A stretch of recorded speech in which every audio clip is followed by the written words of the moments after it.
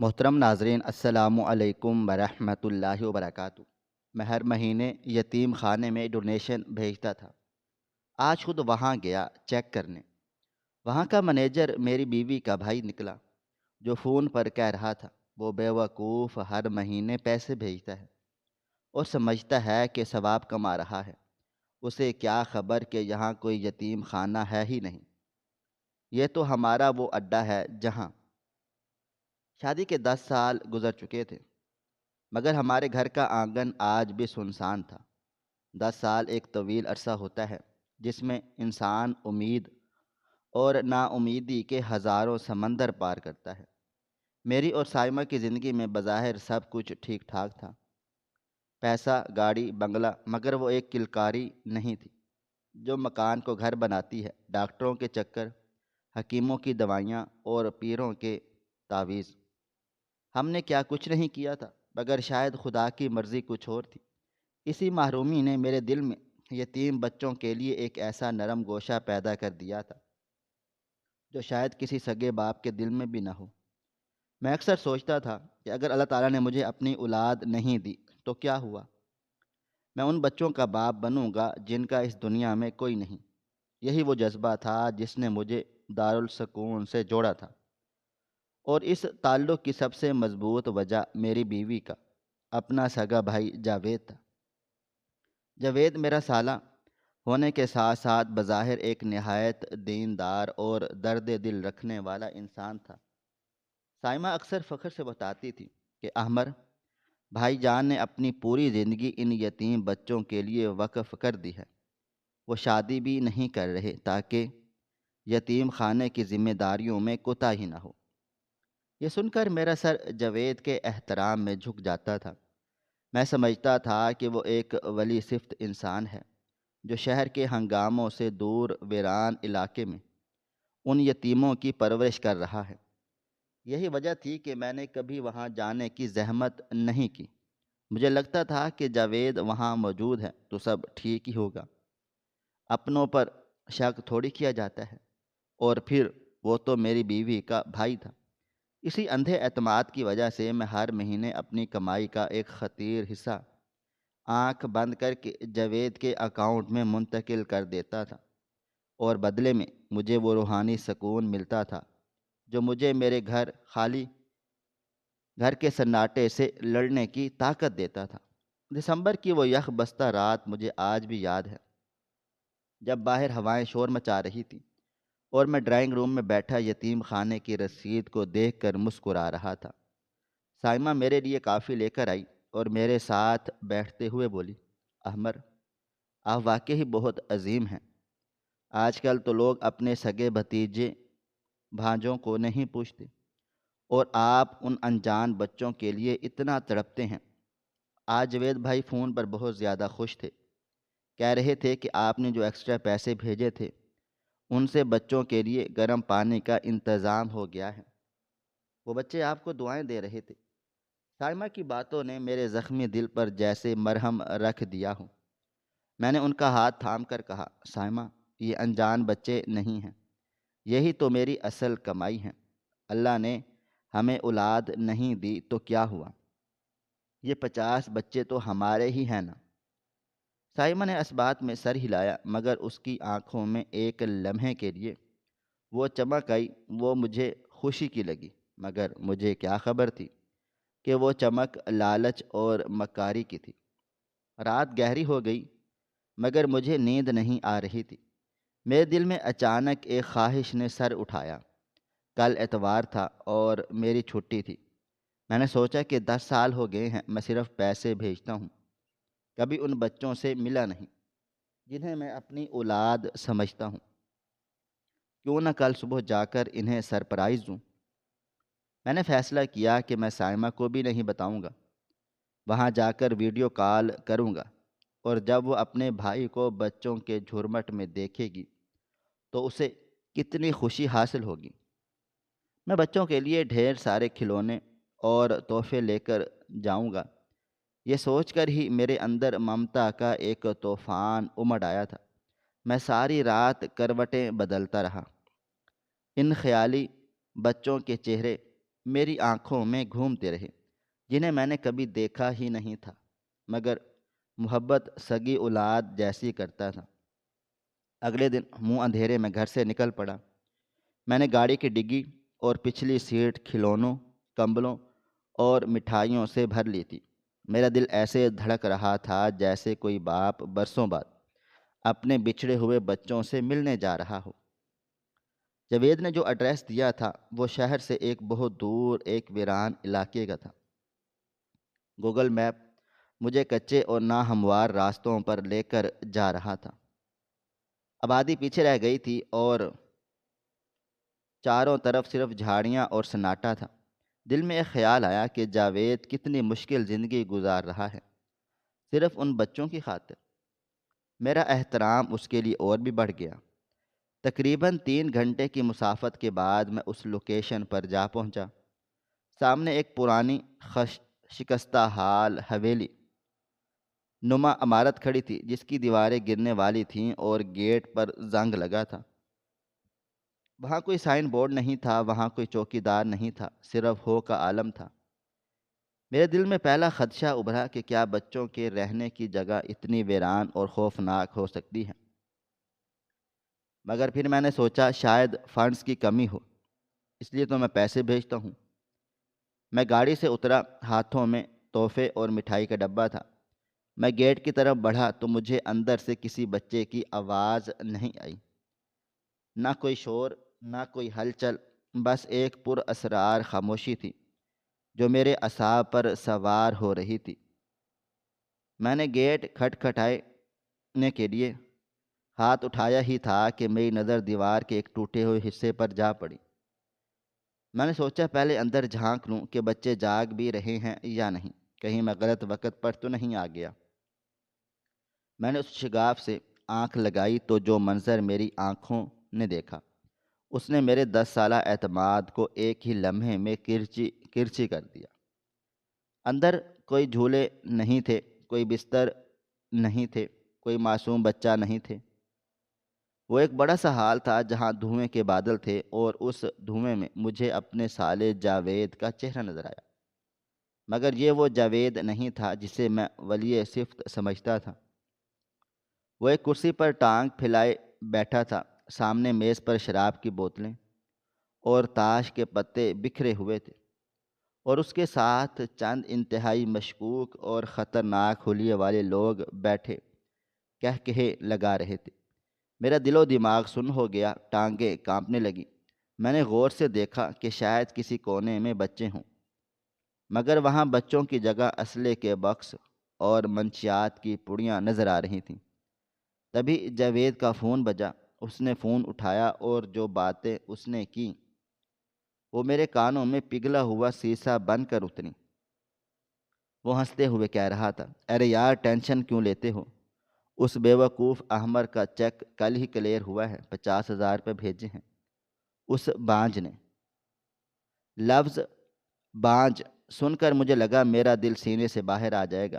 جاوید مزید زہر اگل رہا تھا، اسے اولاد کی حسرت نے اندھا کر دیا ہے۔ میں اور سائمہ اسے خوب بیوقوف بنا رہے ہیں۔ سائمہ گھر پر روتی ہے کہ بچوں کے پاس کھانے کو نہیں ہے، اور یہ جذباتی ہو کر مجھے فوراً سے پیسے بھیج دیتا ہے۔ اسے کیا پتا کہ یہاں کوئی یتیم خانہ ہے ہی نہیں، یہ تو ہمارا اڈا ہے، اس کے پیسوں سے ہم اپنا دھندا چلاتے ہیں، اور وہ سمجھتا ہے کہ وہ جنت خرید رہا ہے۔ اصل میں وہ اپنی اولاد نہ ہونے کا مداوع کر رہا ہے، اور ہم اس کی اسی کمزوری کا فائدہ اٹھا رہے ہیں۔ اس لمحے میں وہاں دیوار کے ساتھ ڈھیسا گیا۔ میرے ہاتھ سے مٹھائی کا ڈبہ گر گیا۔ میری آنکھوں سے آنسو نہیں بلکہ خون ٹپک رہا تھا۔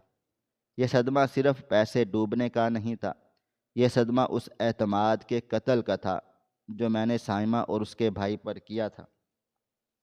میری وہ بیوی جس کے ساتھ میں نے 10 سال گزارے، جس کے ساتھ میں نے اپنی اولاد نہ ہونے کا غم بانٹا، وہ میری اسی محرومی کا مذاق اڑا رہی تھی۔ وہ میرے جذبات کو کیش کروا رہی تھی۔ وہ فرضی یتیم بچے جنہیں میں راتوں کو اٹھ کر دعائیں دیتا تھا، ان کا تو وجود ہی نہیں تھا۔ میں نے ان سانپوں کو پالا تھا جو اب مجھے ہی ڈس رہے تھے۔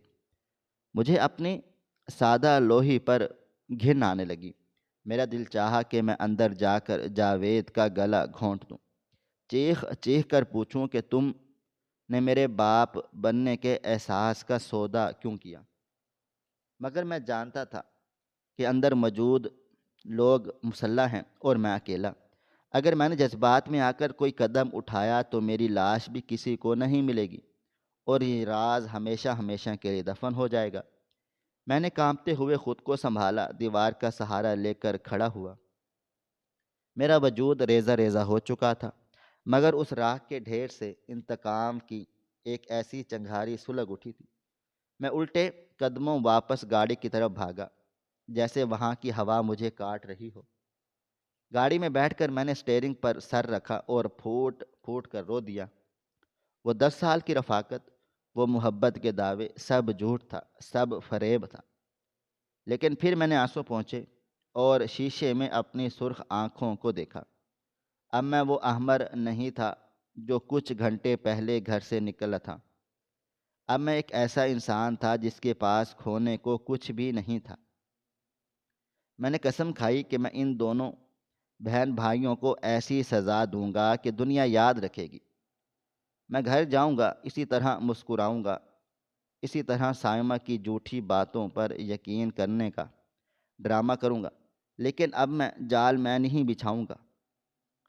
وہ سمجھتے ہیں کہ میں صرف ایک جذباتی بیوقوف ہوں جو اولاد کے غم میں گھل رہا ہوں۔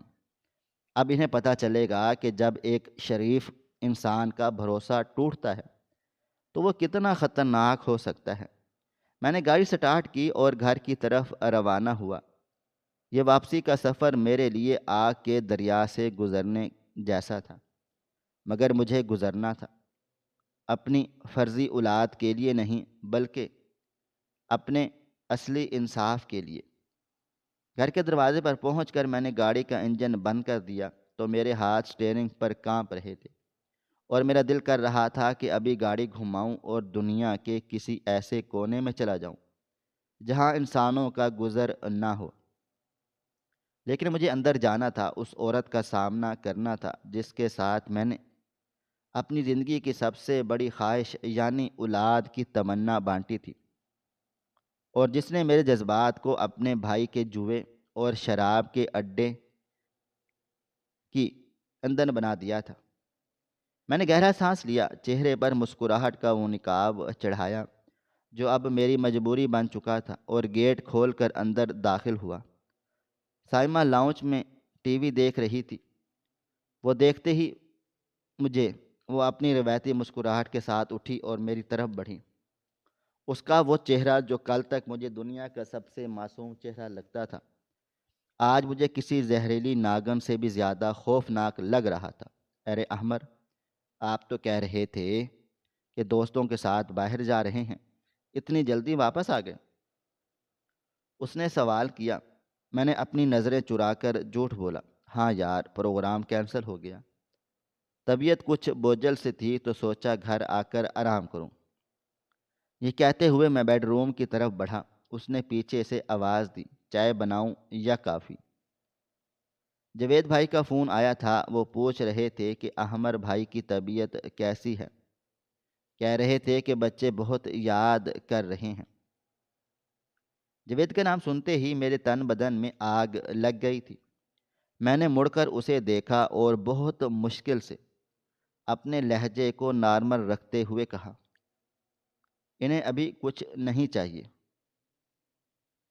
میں بس سونا چاہتا ہوں، اور ہاں، جوید سے کہنا کہ بچوں کو میری طرف سے پیار دے۔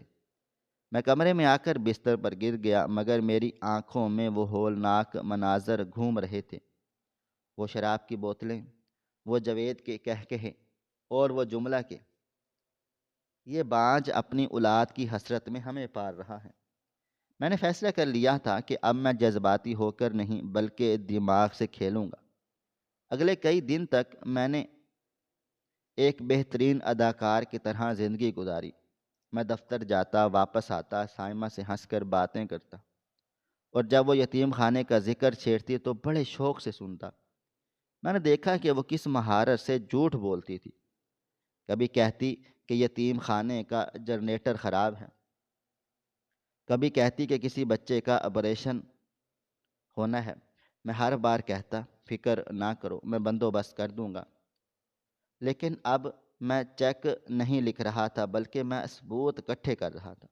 میں نے خفیہ طور پر جاوید اور سائمہ کی کال ہسٹری نکلوانے کے لیے ایک پرائیویٹ ڈیٹیکٹیو سے رابطہ کر لیا تھا، مگر ابھی مجھے سب سے بڑا جھٹکا لگنا باقی تھا، ایک ایسا جھٹکا جو میری مردانگی اور میری ذات کی دھجیاں اڑا دینے والا تھا۔ شادی کے 10 سالوں میں ایک معمول ایسا تھا جس پر میں نے کبھی غور نہیں کیا تھا۔ سائمہ ہر رات سوتے وقت ایک خاص گولی دودھ کے ساتھ لیتی تھی۔ جب میں نے اس سے پوچھا تو اس نے ہمیشہ بڑے دکھ بھرے انداز میں کہا، احمر، یہ ہارمونز بیلنس کرنے کی دوا ہے، لیڈی ڈاکٹر نے دی ہے تاکہ شاید ہمارے ہاں اولاد کی امید پیدا ہو سکے۔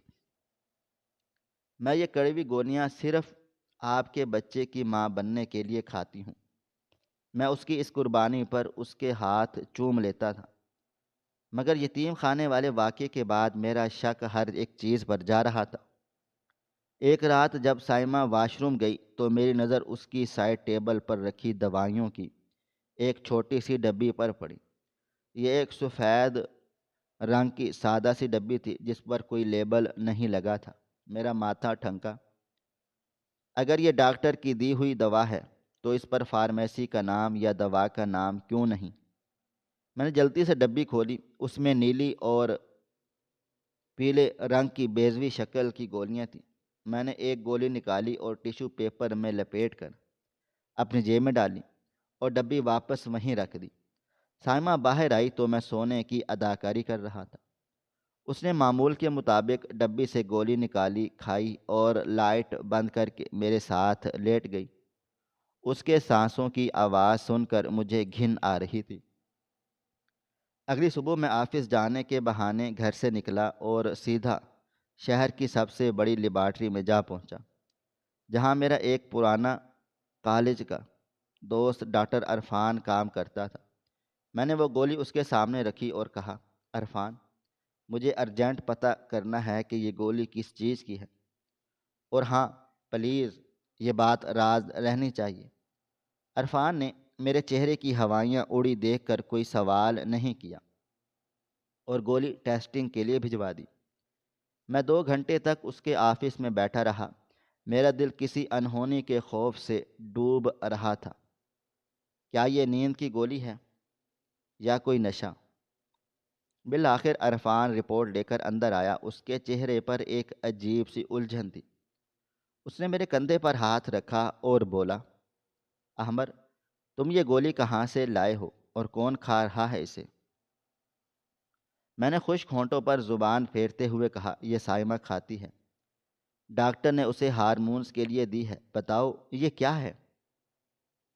عرفان نے گہرا سانس لیا اور جو الفاظ اس نے کہے اس نے میرے وجود پر ایک اور قیامت ڈھا دی۔ اس نے کہا، احمر، یہ کوئی ہارمون بیلنس کرنے والی دوا نہیں ہے اور نہ ہی یہ زرخیزی کی دوا ہے۔ یہ ایک انتہائی طاقتور اور جدید قسم کی برتھ کنٹرول معنی حمل گولی ہے جو بیرون ملک سے امپورٹ ہوتی ہے۔ یہ اتنی سخت ہے کہ اس کے استعمال کے دوران حمل ٹھہرنے کا 1% بھی چانس نہیں ہوتا۔ یہ دوا عورت تب کھاتی ہے جب اسے کسی بھی قیمت پر بچہ نہ چاہیے ہو۔ عرفان کی آواز میرے کانوں میں گونجتی رہی، مگر میرا دماغ سن ہو چکا تھا۔ کمرے کی دیواریں مجھ پر گرتی ہوئی محسوس ہوئیں۔ کیا کہہ رہے ہو عرفان؟ میں نے لڑکھڑاتی ہوئی آواز میں پوچھا۔ ہم تو 10 سال سے اولاد کے لیے تڑپ رہے ہیں۔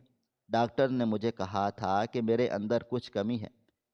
میں نے لاکھوں روپے علاج پر لگا دیے۔ میں خود کو قصوروار سمجھتا رہا، میں خود کو بانجھ سمجھتا رہا۔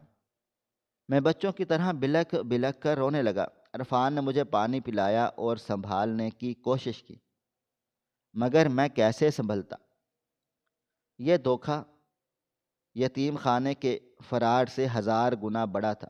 وہاں صرف میرا پیسہ لوٹا گیا تھا، یہاں میری نسل کشی کی گئی تھی۔ سائمہ نے جان بوجھ کر مجھے باپ بننے سے محروم رکھا تھا۔ کیوں؟ صرف اس لیے کہ وہ آزاد رہ سکے، یا اس لیے کہ بچہ ہونے کے بعد وہ اپنی عیاشیوں اور مجرمانہ سرگرمیوں کو جاری نہ رکھ پاتی، یا شاید وہ مجھ سے کبھی محبت کرتی ہی نہیں تھی اور صرف میرے پیسے کے لیے میرے ساتھ تھی۔ مجھے یاد آیا کہ شروع کے سالوں میں جب بھی میں ٹیسٹ کروانے جاتا تھا تو سائمہ ہمیشہ مجھے انہی ڈاکٹر کے پاس لے کر جاتی تھی جو اس کے جاننے والے ہوتے تھے، یا شاید وہ بھی اس کھیل میں شامل تھے۔ مجھے ہمیشہ یہ کہا گیا کہ مسئلہ آپ میں ہے مسٹر احمر، اور میں شرمندگی سے سر جھکا لیتا تھا۔ میں نے سائمہ کے طعنے سہے، معاشرے کی باتیں سنی، اپنے خاندان کے سوالوں کا سامنا کیا، اور ہر بار سائمہ نے مجھے دلاسا دے کر مزید احسان تلے دبا دیا کہ احمر دیکھیں نا، آپ میں کمی ہے پھر بھی میں آپ کے ساتھ نبھا کر رہی ہوں، کوئی اور ہوتی تو چھوڑ جاتی۔ ہائے رے مکاری! وہ مجھے بانجھ ہونے کا احساس دلا کر نفسیاتی طور پر مارتی رہی، اور خود ہر رات وہ گولی کھا کر میری امید کا گلا گھونٹتی رہی۔ ڈاکٹر عرفان کے کلینک سے نکل کر میں سڑک پر دیوانوں کی طرح چلنے لگا۔ مجھے اپنی ذات سے، اپنے جسم سے اور اپنی محبت سے نفرت ہو رہی تھی۔ وہ عورت جس کے لیے میں نے دنیا جہاں کی خوشیاں قدموں میں ڈھیر کر دی، وہ میرے بچے کی قاتل نکلی۔ وہ بچہ جو کبھی پیدا ہی نہیں ہوا تھا، مجھے اب سمجھ آ رہا تھا کہ وہ کیوں ہمیشہ یتیم خانے کی رٹ لگاتی تھی۔ وہ چاہتی تھی کہ میرے باپ بننے کی حسرت ان فرضی یتیموں پر خرچ ہو اور میں کبھی اپنے علاج اور دوسری شادی کی طرف نہ جاؤں۔ یہ ایک مکمل منصوبہ بندی تھی، ایک گھناؤنی سازش تھی جس میں میرا سالہ جاوید اور میری بیوی سائمہ برابر کے شریک تھے۔ جاوید کو پیسہ چاہیے تھا اور سائمہ کو آزادی، اور میری دولت، بچے کی ذمہ داری ان کے لائف سٹائل میں رکاوٹ تھی۔ اس شام میں گھر واپس نہیں گیا بلکہ ساحل سمندر پر جا کر بیٹھ گیا۔ سمندر کی لہریں شور مچا رہی تھی اور میرے اندر کا طوفان اس سے کہیں زیادہ شدید تھا۔ اب میرے پاس رونے کے لیے آنسو نہیں بچے تھے، اب میرے اندر صرف نفرت کی آگ جل رہی تھی۔ میں نے سوچا، اگر میں اب گھر جا کر سائمہ کے منہ پر یہ رپورٹ ماروں اور اسے طلاق دے دوں تو یہ بہت چھوٹی سزا ہوگی، وہ آزاد ہو جائے گی، شاید جاوید کے ساتھ مل کر کسی اور کو لوٹنے چلی جائے گی۔ نہیں، مجھے ایسا نہیں کرنا، مجھے انہیں تڑپا تڑپا کر مارنا ہے جیسے انہوں نے مجھے 10 سالوں تک تڑپایا۔ میں نے موبائل فون نکالا اور سائمہ کو کال کی۔ اس نے فوراً سے فون اٹھایا۔ احمر کہاں ہیں آپ؟ رات ہونے والی ہے۔ اس کی آواز میں وہی مصنوعی مٹھاس تھی۔ میں نے اپنے لہجے میں درد بھرا اور کہا، سائمہ آج میں بہت زیادہ اداس ہوں۔ ڈاکٹر عرفان سے ملا تھا، اس نے کہا کہ اب میرے باپ بننے کا کوئی بھی چانس نہیں ہے، میں بالکل ختم ہو چکا ہوں۔ میں جاننا چاہتا تھا کہ وہ کیا کہتی ہے۔ سائمہ نے فوراً سے کہا، اوہو احمر، آپ دل چھوٹا نہ کریں، میں ہوں نا آپ کے ساتھ، اور ہمارے وہ یتیم خانے والے بچے بھی تو ہیں نا۔ آپ گھر آ جائیں، میں نے آپ کی پسند کا کھانا بنایا ہے، ہم مل کر کوئی نہ کوئی حل نکال لیں گے۔ اس نے پھر یتیم خانے کا کارڈ کھیلا۔ وہ مجھے دوبارہ اسی جال میں پھنسانا چاہتی تھی۔ میں نے فون بند کیا اور ایک زہریلی مسکراہٹ میرے چہرے پر پھیل گئی۔ ہاں سائمہ، حل تو اب میں نکالوں گا، ایسا حل کہ تم دونوں بہن بھائی خون کے آنسو رو گے۔ میں نے گاڑی سٹارٹ کی اور پھر گھر کا رخ کیا۔ اب میرے پاس 2 ثبوت تھے، ایک جاوید کے اڈے کی حقیقت اور دوسرا سائمہ کی وہ معنی حمل گولیاں۔ لیکن ابھی مجھے تیسرے اور آخری وار کی تیاری کرنی تھی۔ میں نے فیصلہ کیا کہ میں سائمہ کی اسی دوائی کو اسی کے خلاف استعمال کروں گا۔ میں گھر پہنچا تو سائمہ نے مجھے گلے سے لگا لیا، مجھے اس کے جسم سے بھی جھوٹ کی بو آ رہی تھی۔ میں نے اسے کہا، سائمہ میں نے سوچا ہے کہ اپنی ساری جائیداد بیچ کر وہ سارا پیسہ یتیم خانے کے نام کر دوں اور ہم دونوں بھی وہیں جا کر رہیں۔ یہ سنتے ہی سائمہ کی آنکھیں پھیل گئیں۔ ساری جائیداد؟ وہ ہکلائی۔ ہاں، جب میری اولاد ہی نہیں ہونی تو یہ دولت کس کام کی؟ میں نے معصومیت سے کہا۔ اس کے چہرے پر ہمائیاں اڑنے لگی۔ وہ جانتی تھی کہ اگر میں وہاں رہنے چلا گیا تو ان کا پول کھل جائے گا۔ نہیں نہیں احمر، آپ جذبات میں فیصلہ نہ کریں، ہمیں اپنے مستقبل کا بھی سوچنا ہے، وہ گھبرا کر بولی۔ میں دل ہی دل میں ہنسا۔ مچھلی کنڈی میں پھنس رہی تھی، اب مجھے صرف ڈور کھینچنی تھی۔ میں نے اپنی جیب میں ہاتھ ڈالا جہاں وہ ٹیسٹ رپورٹ تھی۔ میں نے اسے مسل دیا۔ ابھی نہیں، ابھی دکھانے کا وقت نہیں، ابھی تو کھیل شروع ہوا ہے۔ میں نے شائمہ سے کہا، اچھا چلو تم میرے لیے دودھ لے آؤ، میں دوائی کھا کر سونا چاہتا ہوں۔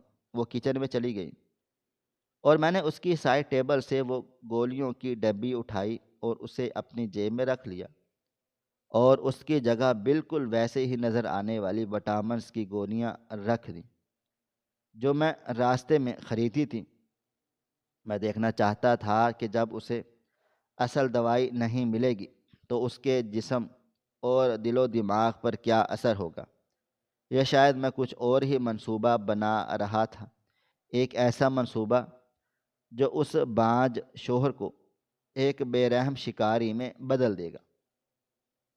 اگلی صبح جب میں بیدار ہوا تو میرے ذہن میں وہ تمام منصوبے بالکل واضح تھے، جیسے کسی شطرنج کے کھلاڑی کے سامنے بساط بچھی ہوتی ہے۔ میں نے فیصلہ کر لیا تھا کہ آج وہ دن ہے جب میں اپنی زندگی کے اس ناسور کو جڑ سے اکھاڑ پھینکوں گا جس نے مجھے اندر سے کھوکھلا کر دیا تھا۔ ناشتے کی میز پر سائمہ میرے سامنے بیٹھی تھی اور اس کی نظریں مسلسل میرے چہرے کا جائزہ لے رہی تھی۔ شاید وہ یہ جانچنا چاہ رہی تھی کہ کل کی بانج ہونے کی خبر نے مجھ پر کیا اثر ڈالا ہے۔ میں نے چائے کا کپ لبوں سے ہٹایا اور انتہائی سنجیدہ لہجے میں کہا، سائمہ، میں نے رات بھر بہت سوچا اور میں اس نتیجے پر پہنچا ہوں کہ یہ دولت، جائیداد اور یہ بینک بیلنس سب فانی ہیں۔ جب میرا کوئی وارث ہی نہیں تو میں یہ کس کے لیے جمع کر رہا ہوں؟ میں نے فیصلہ کر لیا ہے کہ میں اپنے اکاؤنٹ میں موجود 50 لاکھ روپے آج ہی دارالسکون یتیم خانے کے نام منتقل کر دوں گا، تاکہ ان یتیم بچوں کا مستقبل سنور سکے جو اب میری واحد اولاد ہیں۔ یہ سنتے ہی سائمہ کے ہاتھ سے نوالا گر گیا اور اس کی آنکھوں میں لالچ کی وہ چمک ابھری جسے وہ چھپانے کی ناکام کوشش کر رہی تھی۔ 50 لاکھ روپے کی رقم اتنی بڑی تھی کہ اس کے لیے وہ کوئی بھی ڈرامہ کرنے کو تیار ہو جاتی۔ وہ فوراً سے بولی، احمد، یہ تو بہت نیکی کا کام ہے، اللہ تعالیٰ آپ کو اس کا اجر دے گا۔ میں ابھی جاوید بھائی کو فون کر کے بتاتی ہوں کہ آپ چیک بھیج رہے ہیں۔ اسے جلدی سے اپنا موبائل فون اٹھایا، مگر میں نے اسے ہاتھ کے اشارے سے روکا اور اپنا اگلی چال چلی۔ نہیں سائمہ، میں چیک نہیں بھیجوں گا، میں خود جاؤں گا۔ میں چاہتا ہوں کہ آج دوپہر یتیم خانے میں ایک چھوٹی سی تقریب ہو اور میں اپنے ہاتھوں سے جاوید کو چیک دوں گا اور ان بچوں کے ساتھ کھانا بھی کھاؤں گا۔ میں چاہتا ہوں کہ تم بھی میرے ساتھ چلو۔ یہ سن کر سائمہ کے چہرے پر ہوائیاں اڑنے لگیں۔ وہ ہکلائی، مگر احمر، اتنی جلدی کیسے انتظام ہوگا؟ اور وہاں کا راستہ بھی خراب ہے، آپ کی طبیعت ٹھیک نہیں۔ آپ چیک دے دیں، میں جاوید بھائی تک پہنچا دوں گی۔ وہ جانتی تھی کہ وہاں کوئی یتیم خانہ نہیں بلکہ شراب اور جوئے کا اڈہ ہے۔ اگر میں اچانک وہاں پہنچ گیا تو ان کا پول کھل جائے گا۔ لیکن میں نے اپنا لہجہ سخت کر لیا، نہیں سائمہ، یہ میری زندگی کی آخری بڑی خواہش ہے۔ اگر تم نہیں جانا چاہتی تو میں اکیلا چلا جاؤں گا، لیکن چیک تبھی ملے گا جب میں بچوں کو اپنی آنکھوں سے دیکھ لوں گا۔ 50 لاکھ کے چیک کے ڈوبنے کے خوف نے سائمہ کو ہتھیار ڈالنے پر مجبور کر دیا۔ اس نے گھبرا کر کہا، ٹھیک ہے ٹھیک ہے، میں جاوید بھائی کو بتاتی ہوں تاکہ وہ انتظام کر لیں۔ وہ کچن میں فون کرنے بھاگی اور میں وہیں بیٹھا مسکراتا رہا تھا، کیونکہ میں جانتا تھا کہ اب وہاں کیا کھچڑی پکے گی۔ جاوید اب پاگلوں کی طرح اس اڈے کو یتیم خانہ بنانے کی کوشش کرے گا۔ کرائے کے بچے لائے جائیں گے، شراب کی بوتلیں چھپائی جائیں گی اور سب دیکھنے کا اپنا ہی مزہ ہوگا۔ میں نے اطمینان سے تیار ہونا شروع کیا۔ میں نے اپنا بہترین سوٹ پہنا، شیو بنائی اور وہ پرفیوم لگایا جو میں خاص مواقع پر لگاتا تھا۔ آج میں کسی مظلوم شوہر کی طرح نہیں بلکہ ایک مصنف کی طرح وہاں جانا چاہتا تھا۔ دوسری طرف سائمہ مسلسل فون پر خسر پھسر کر رہی تھی۔ اس کے ماتھے پر پسینے کے قطرے تھے، حالانکہ موسم سرد تھا۔ تقریباً 2 گھنٹوں کے بعد اس نے آ کر بتایا، جاوید بھائی نے سب انتظام کر لیا ہے اور وہ آپ کا انتظار کر رہے ہیں۔ ہم گاڑی میں بیٹھے اور سفر شروع ہوا۔ راستے بھر سائمہ مجھے باتوں میں لگانے کی کوشش کرتی رہی، کبھی میری تعریف کرتی، کبھی مستقبل کے سہانے خواب دکھاتی۔ احمر، ان پیسوں سے یتیم خانے میں ایک نیا بلاک بنے گا، آپ کا نام تختی پر لکھا جائے گا۔ میں دل ہی دل میں ہنسا، ہاں ہاں میرا نام تو یاد رکھا جائے گا، مگر تختی پر نہیں، پولیس کی FIR میں۔ میں نے راستے میں ایک بار بھی اسے محسوس نہ ہونے دیا کہ میں سب جانتا ہوں۔ جب ہم اس ویران علاقے میں پہنچے تو میرا دل زور زور سے دھڑک رہا تھا، مگر خوف سے نہیں بلکہ جوش سے۔ دور سے ہی مجھے وہ پرانی حویلی نظر آنے لگی، مگر آج وہاں کا نقشہ بدلا ہوا تھا۔ باہر گیٹ پر رنگ برنگی جھنڈیاں لگی تھی، شاید یہ دکھانے کے لیے کہ بچوں کی تقریب ہے۔ گاڑی اندر داخل ہوئی تو میں نے دیکھا کہ شہر میں صفائی کی گئی تھی۔ وہ جھاڑیاں جو کچھ دن پہلے یہاں تک وحشت کا منظر پیش کر رہی تھی، اب کٹی ہوئی تھی۔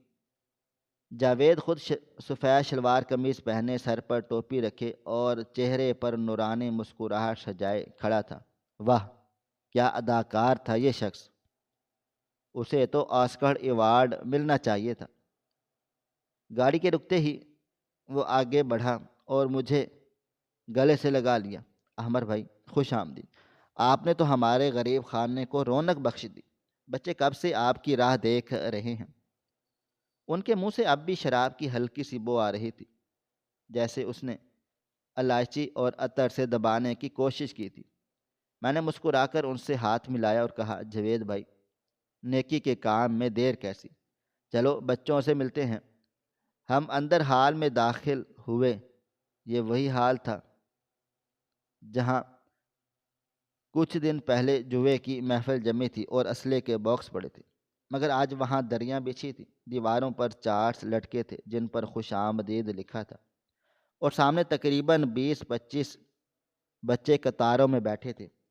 ان بچوں کے چہرے بتا رہے تھے کہ وہ یتیم خانے کے نہیں بلکہ آس پاس کی کچی آبادیوں کے غریب بچے ہیں، جنہیں شاید 150 روپے اور کھانے کا لالچ دے کر یہاں بٹھایا گیا ہے۔ وہ سہمے ہوئے تھے اور جاوید کے اشارے پر بار بار السلام علیکم انکل کہہ رہے تھے۔ کونے میں ایک میز پر ساؤنڈ سسٹم رکھا تھا اور مائک لگا ہوا تھا۔ سائمہ بھی اب پرسکون نظر آ رہی تھی۔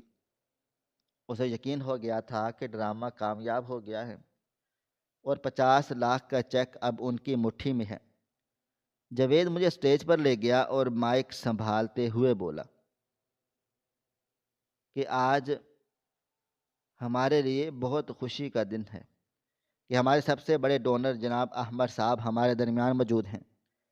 یہ ان یتیم بچوں کے مسیحا ہیں۔ میں درخواست کروں گا کہ احمر بھائی آئیں اور اپنے خیالات کا اظہار کریں اور وہ چیک ہمارے حوالے کر دیں جو ان بچوں کی زندگی بدل دے گا۔ حال میں موجود چند کرائے کے بندوں نے تالیاں بجائیں۔ سائمہ بھی مسکرا کر تالیاں بجا رہی تھی۔ میں اپنی جگہ سے اٹھا۔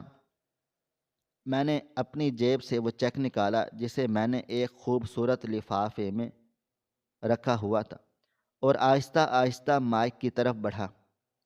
حال میں خاموشی چھا گئی۔ سب کی نظریں میرے ہاتھ میں موجود لفافے پر گھڑی تھی۔ خاص طور پر جاوید اور سائمہ کی آنکھیں تو ایسے چمک رہی تھیں جیسے کوئی بھوکھا بھیڑیا گوشت کو دیکھتا ہے۔ میں نے مائک ہاتھ میں لیا، ایک گہری نظر ان معصوم بچوں پر ڈالی جو اس گندے کھیل کا حصہ بنائے گئے تھے۔ پھر میں نے جاوید اور سائمہ کی طرف دیکھا اور اپنی تقریر شروع کی۔ میری زندگی میں دو بڑی خواہشیں تھیں، ایک یہ کہ میں باپ بنوں اور دوسرا یہ کہ میں ان یتیموں کی مدد کروں۔ پہلی خواہش تو شاید خدا کو منظور نہیں تھی، لیکن دوسری خواہش کو پورا کرنے کے لیے میں نے اپنا سب کچھ لٹانے کا فیصلہ کیا۔ میں نے رک کر سائمہ کی طرف دیکھا، اس نے ہمدردی سے سر ہلایا۔ میں نے بات جاری رکھی، لیکن آج یہ چیک دینے سے پہلے میں آپ سب کو ایک یادگار چیز دکھانا چاہتا ہوں، ایک ایسی ویڈیو جو میرے دل کے بہت قریب ہے اور جو بتاتی ہے کہ یتیموں کی خدمت اصل میں کیا ہوتی ہے۔ جاوید اور سائمہ ایک دوسرے کو سوائے نظروں سے دیکھنے لگے۔ وہ سمجھ نہیں پا رہے تھے کہ میں کس ویڈیو کی بات کر رہا ہوں۔ میں نے اپنی جیب سے موبائل فون نکالا اور اسے بلیوٹوتھ کے ذریعے وہاں پڑے ساؤنڈ سسٹم سے کنیکٹ کر دیا۔ میں نے وہاں موجود ایک پروجیکٹر کی طرف اشارہ کیا جسے میں نے اپنے جاسوسوں کے ذریعے پہلے ہی وہاں چھپوا کر رکھا دیا تھا، یا شاید میں نے صرف آڈیو سنانے کا فیصلہ کیا، کیونکہ بصارت سے زیادہ سماعت کا گہرا اثر ہوتا ہے۔ غور سے سنیے گا، میں نے کہا اور پلے کا بٹن دبا دیا۔ حال میں ایک لمحے کے لیے سناٹا چھا گیا اور پھر سپیکر پر ایک آواز گونجی۔ یہ آواز اتنی صاف اور بلند تھی کہ حال کے در و دیوار ہل گئے تھے۔ وہ بیوقوف احمر ہر مہینے پیسے بھیجتا اور سمجھتا ہے کہ ثواب کما رہا ہے۔ اسے کیا خبر کہ یہاں کوئی یتیم خانہ ہے ہی نہیں۔ یہ تو ہمارا وہ اڈا ہے جہاں ہم کالا دھن سفید کرتے ہیں۔ یہ جاوید کی وہی آواز تھی جو میں نے اس دن کھڑکی سے سنی تھی۔ آواز سنتے ہی جاوید کے چہرے کا رنگ فک ہو گیا، وہ ایسے اچھلا جیسے اسے کرنٹ لگا ہو۔ سائمہ جو کرسی پر بیٹھی تھی وہیں پتھر کی مورت بن گئی، اس کا منہ کھلے کا کھلا رہ گیا۔ آڈیو چل رہی تھی مگر میری بہن سائمہ بھی کمال کی اداکارہ ہے، گھر بیٹھے اسے ایسی جذباتی ڈرامے سناتی ہے۔ حال میں موجود بچے سہم کر ایک دوسرے کو دیکھنے لگے۔ جاوید نے فوراً سے مائک چھیننے کی کوشش کی۔ وہ چیخا چلایا، بند کرو اسے، یہ کیا بکواس ہے، یہ سب جھوٹ ہے۔ لیکن میں نے زور سے دھکا دیا اور لڑکھڑا کر پیچھے گرا۔ اب میرا چہرہ وہ نہیں تھا جو پچھلے 10 سالوں سے وہ دیکھ رہے تھے، اب میری آنکھوں میں انتقام کے شعلے تھے۔ میں نے مائک پر گرجدار آواز میں کہا، بیٹھ جاؤ جاوید، اگر ایک قدم بھی ہلایا تو انجام بہت برا ہوگا۔ سائمہ کانپتے ہوئے اٹھی اور میری طرف بڑھی۔ احمر، یہ سب کیا ہے؟ آپ غلط سمجھ رہے ہیں، یہ کسی نے آپ کو دھوکہ دیا ہے۔ میں نے جیب سے دوسری چیز نکالی جو میں ساتھ لایا تھا، وہ لیبارٹری کی رپورٹ اور مائع حمل کی گولیوں کی ڈبی۔ میں نے وہ ڈبی سائمہ کے چہرے پر دے ماری۔ اور یہ کیا ہے سائمہ؟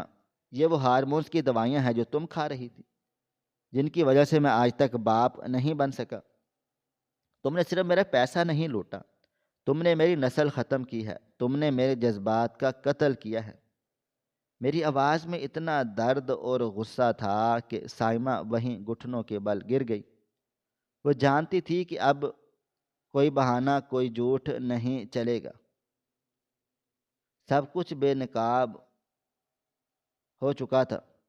جاوید نے دیکھا کہ کھیل بگڑ چکا ہے، اس نے کے اندر کا مجرم جاگ اٹھا۔ اس نے اپنی شلوار کے نیفے سے پستول نکالنے کی کوشش کی اور چلایا، احمر، زندہ نہیں بچو گے تم نے بہت بڑی غلطی کی ہے یہاں آ کر۔ آج یہ 50 لاکھ کا چیک بھی میرا ہوگا اور تمہاری لاش بھی یہیں دفن ہوگی۔ بچے چیخنے چلانے لگ گئے تھے اور بھگدڑ مچ گئی۔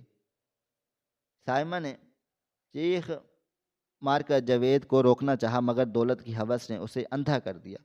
اس نے پستول میری طرف تانی مگر اس سے پہلے کہ وہ ٹریگر دباتا، اچانک ہال کے تمام دروازے اور کھڑکیاں دھماکے سے ٹوٹیں اور پولیس کمانڈوز کی ایک بہت بڑی تعداد اندر داخل ہوئی۔ ہاتھ اوپر کر دو، پولیس انسپکٹر نے گریدار آواز میں کہا۔ پورا حال پولیس کے جوتوں کی دھمک سے گونج اٹھا تھا۔ جاوید ہکا بکا رہ گیا۔ وہ چاروں طرف سے بندوقوں کے نشانے پر موجود تھا۔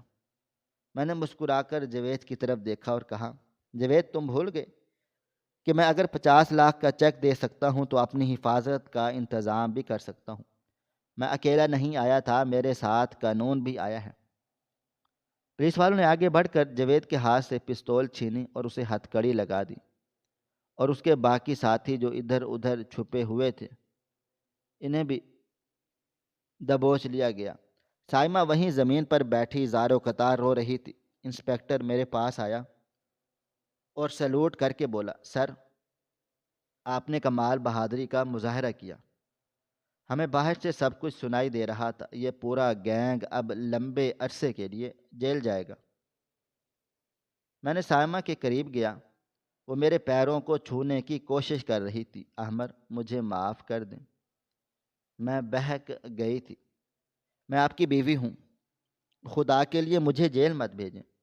اس کے آنسو بھی اب مجھے جھوٹے لگ رہے تھے۔ میں نے پیچھے مڑ کر ہٹ کر دیکھا، اسے خود سے دور کر دیا اور سرد لہجے میں کہا، میری بیوی تو وہ تھی جو میرے بچے کی ماں بننا چاہتی تھی۔ تم تو ایک قاتل ہو سائمہ۔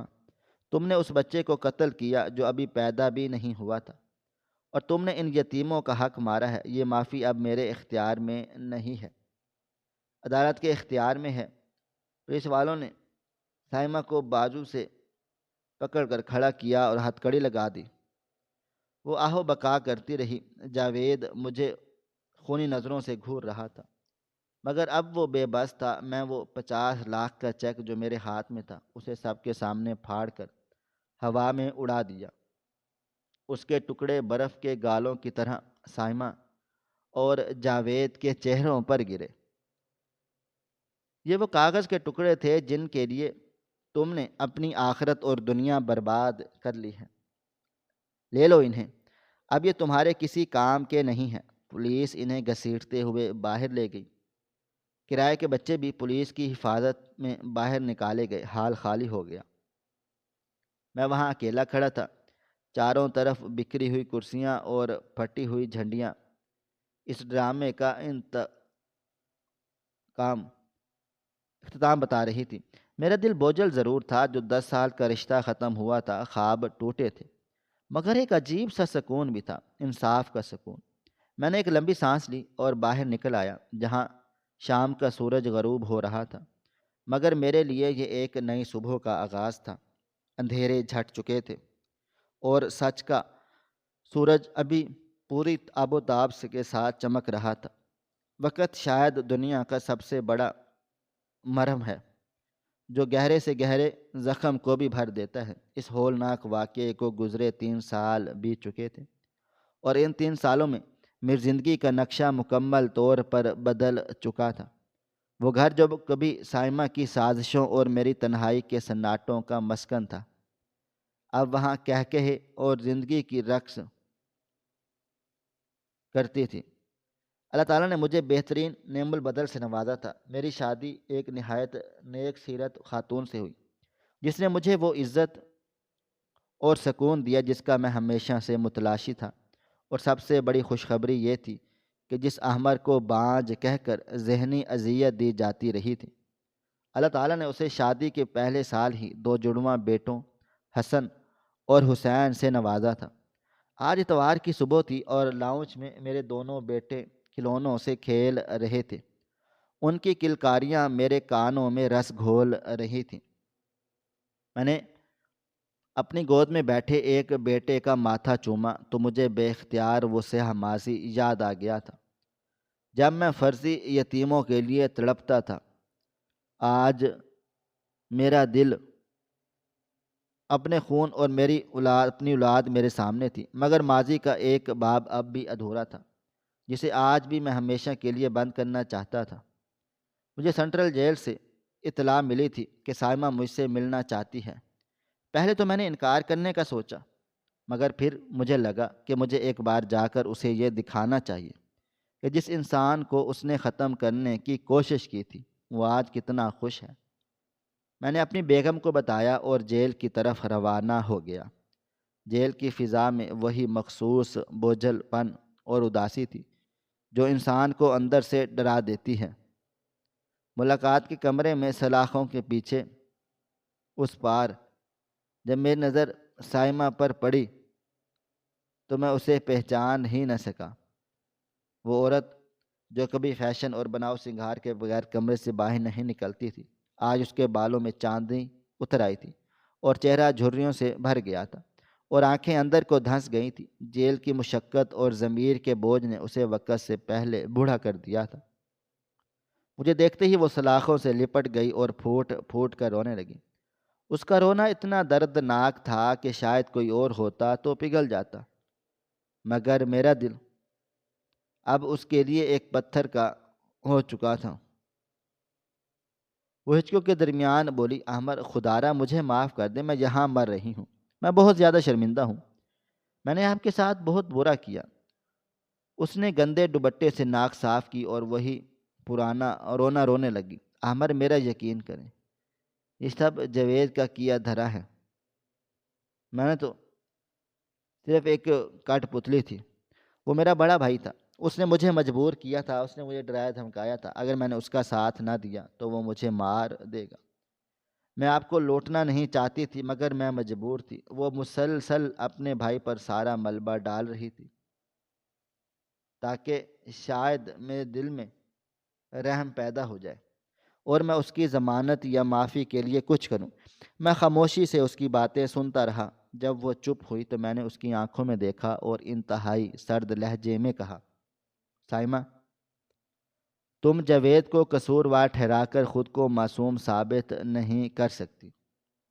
مانا کہ جوا اور شراب کا اڈا اس میں تھا، مگر وہ گولیاں، وہ مانے حمل گولیاں جو تم ہر رات میرے سامنے دودھ کے ساتھ کھاتی تھی، کیا وہ بھی جاوید زبردستی تمہارے منہ میں ڈالتا تھا؟ نہیں نہیں، وہ تمہارا اپنا فیصلہ تھا۔ تم نے شعوری طور پر مجھے باپ بننے سے روکا۔ تم نے میرے 10 سال کھا لیے، میری جوانی کا بہترین حصہ تم نے دھوکے کی نظر کر دیا۔ اگر تم صرف پیسوں کا فراڈ کرتی تو شاید میں معاف بھی کر دیتا، مگر تم نے میری نسل کشی کی سازش کی تھی۔ میری بات سن کر سائمہ بالکل ساکت ہو گئی۔ اس کے پاس اب کوئی بہانہ نہیں تھا۔ میں نے جیب سے اپنے جڑواں بچوں کی تصویر نکالی اور سلاخوں کے ذریعے اسے دکھائی۔ دیکھو سائمہ، یہ میرے بیٹے ہیں، وہی احمد جسے تم بانجھ کہتی تھی آج 2 بیٹوں کا باپ ہے۔ قدرت نے مجھ سے انصاف کر دیا ہے اور تمہارے ساتھ بھی انصاف ہو رہا ہے۔ تم یہیں رہو گی اپنے گناہوں کی آگ میں جلنے کے لیے۔ یہ کہہ کر میں مڑا اور واپسی کے دروازے کی طرف بڑھنے لگا۔ پیچھے سے سائمہ کی چیخیں اور منتیں گونج رہی تھیں، احمد مت جاؤ، مجھے معاف کر دو، میں مر جاؤں گی۔ مگر میں نے مڑ کر نہیں دیکھا۔ باہر نکل کر میں نے کھلے آسمان کی طرف دیکھا۔ سورج چمک رہا تھا اور ہوا میں تازگی تھی۔ میں نے ایک گہری سانس لی، اپنے 10 سالہ قرب کو وہیں جیل کی دیواروں کے پیچھے چھوڑا اور اپنی گاڑی میں بیٹھ گیا جہاں میرا روشن مستقبل میرا منتظر تھا۔ یہ کہانی اب ختم ہو چکی تھی اور سچ کی جیت ہو چکی تھی۔ ناظرین، آپ کو ہماری آج کی کہانی کیسی لگی؟ کمنٹ باکس میں اپنی رائے کا اظہار ضرور کریں۔ خواہش صرف اتنی ہے کہ کچھ الفاظ لکھوں جس سے کوئی گمراہی کے راستے پہ جاتے جاتے رک جائے، اور نہ بھی رکے تو سوچ میں ضرور پڑ جائے۔ پیارے دوستو، امید کرتا ہوں کہ آپ کو یہ ہماری کہانی پسند آئی ہوگی۔ کہانی پسند آئی ہو تو ویڈیو کو لائک کریں، کومنٹس کریں، شیئر کرنا بالکل بھی نہ بھولیں۔ اور ہاں، اگر آپ لوگ اس چینل پر نئے ہیں تو ہمارے چینل حریرہ انفو کو سبسکرائب ضرور کر لیں اور نوٹیفیکیشن کو ضرور دبائیں تاکہ آنے والی کہانی سب سے پہلے آپ کو مل سکے۔ ملتے ہیں کل ایک نئی اور دلچسپ کہانی کے ساتھ، تب تک اپنا ڈھیر سارا خیال رکھیے گا۔ اللہ حافظ۔